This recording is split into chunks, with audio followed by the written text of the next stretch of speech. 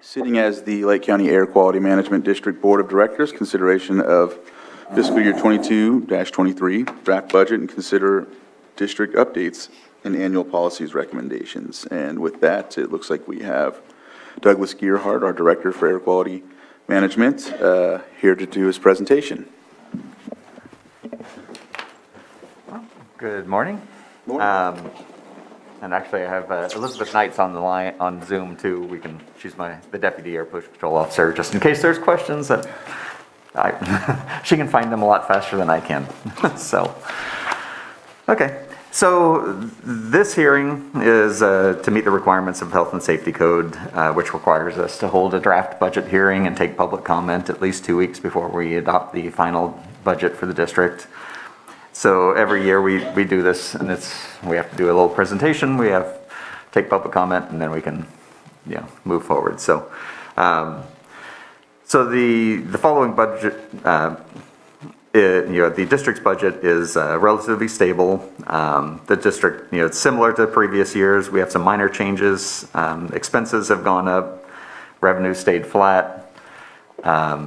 That's the main issue we're running into, but we have a lot of grant funds, which are make it look like our budget is expanding, but there's all these grant programs that the state keeps giving us, but we don't have staffing to, it's challenging for us because of the staffing issue, and it's hard to hire staffing when grants are, they're an annual thing, and maybe annual, we're going to change that, and it's a 2-year grant now instead of a 1-year grant, and so it's not a solid funding source for us to hire staff off from.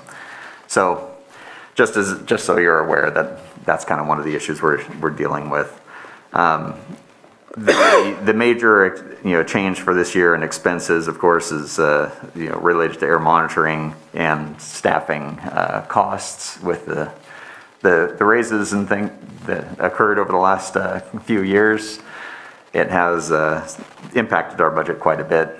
We're actually getting great candidates now for great applicants for positions that are open, but we have to come up with the revenue, of course, to fill those positions now. So we're now at that point.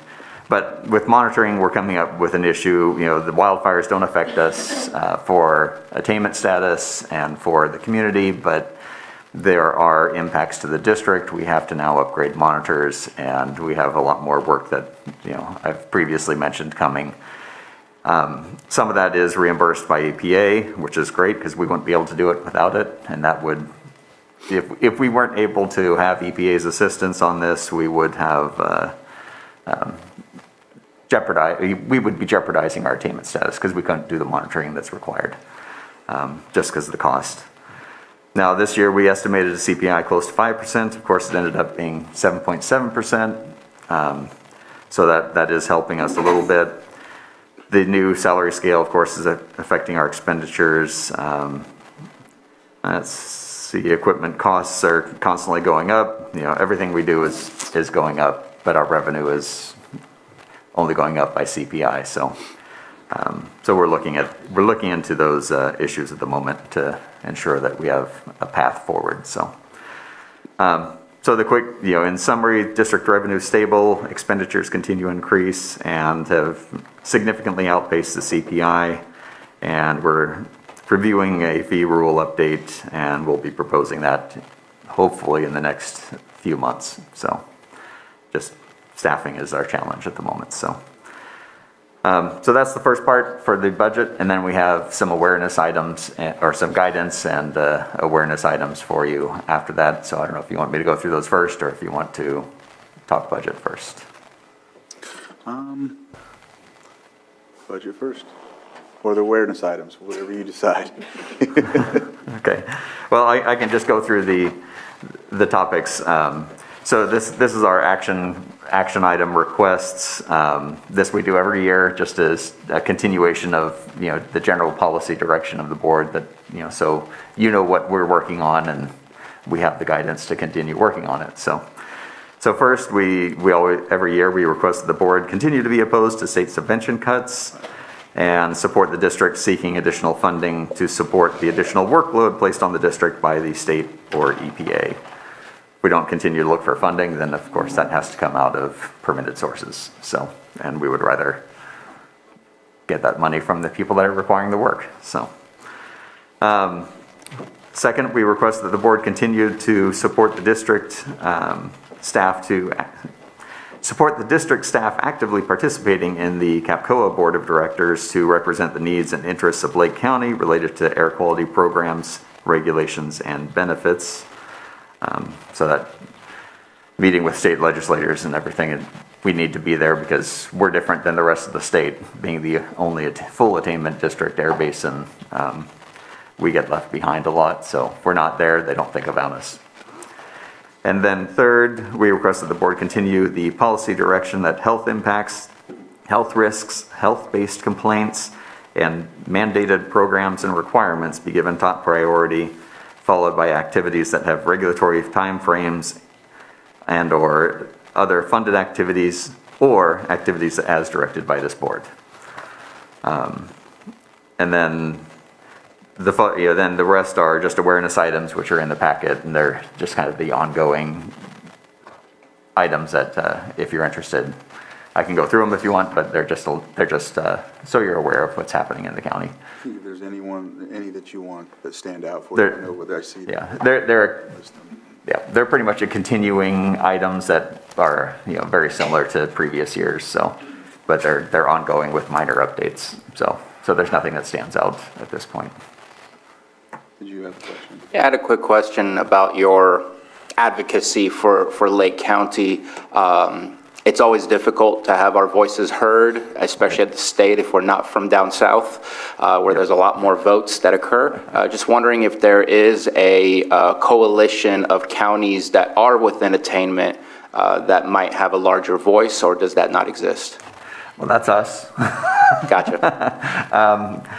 We do have more attainment counties that are coming in, but they have an issue of where all of the benefits that we've been denied because we've been attainment for 25 years almost, they have because they were able to adopt those programs and implement fees and funding and things through the years, and now they're coming into attainment. So there's certain laws that were changed to allow those attainment districts, like the vehicle fees. They can keep the vehicle fees. They changed the law to say you take out the attainment. We were precluded as attainment from implementing vehicle fees for many, many years.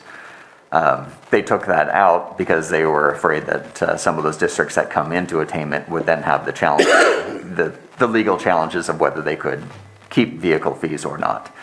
So there's no way for us to implement them because it's very challenging with the Prop 26 requirements and all the other issues that go into effect, but the ones that have it get to keep it because the law was changed to benefit them. So we're limited in who can partner with us, but I do appreciate, right. I know the difficulties that your department has in getting some of the access to some of those grants that are available for those with a lot more pollution in their area that we get denied. But today, I believe it's today, in our consent agenda, we did just approve for an electric bus for Middletown Unified School District, and those are wonderful changes and additions. So I appreciate the work that you've done to bring that to us. Thank you. And we do have a rural CAPCOA group that's a subset of CAPCOA, which is the California Air Pollution Control Officers Association.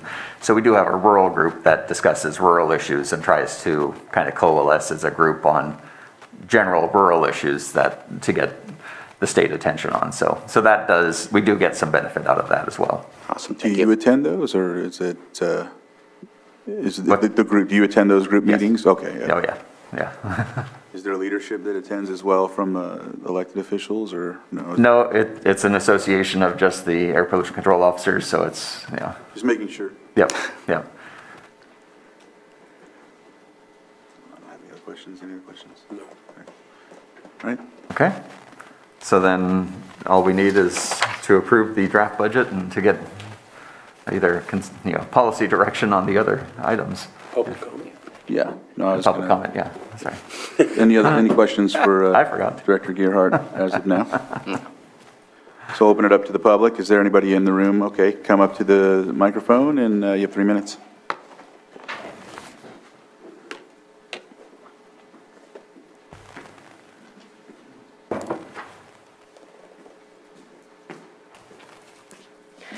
I was wondering if Mr. Gerhardt could explain to the public how we're different from all the other places in California because of our identity as a basin, what that means about the air.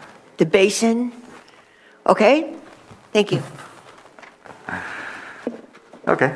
Yep. I'll go into what an air district is. An air district is a entity that's created by the state.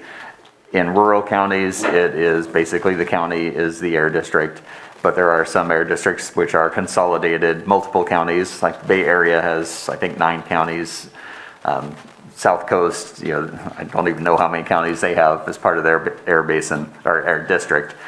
And then you have air basins, and air basins are a division that was created by EPA to, basically, it's like a watershed, but it's an airshed. So we're an air basin, which means we control, and we have little impact from outside of our air basin. So we can control what's impacting us. We do see impacts, of course, like with everything from outside areas, but it's a division of, we're not directly linked to Sacramento, we're not directly linked to Mendocino or Sonoma County because we have ridge lines in between. So we are kind of our own bowl, which is the basin. Other basins include, the Bay Area is an air basin. So that goes all the way from Sonoma County, half of Sonoma County, Napa County, and all around the San Francisco Bay. So much bigger basin, we're a much smaller basin, so. All right, thank you. And so what we'll do. I can go over it with you. Yeah, but he'll come and see you after. All right. Any other comments in public? And I don't see anybody online, so I'll bring it back to the board for further discussion, or you said or action, right?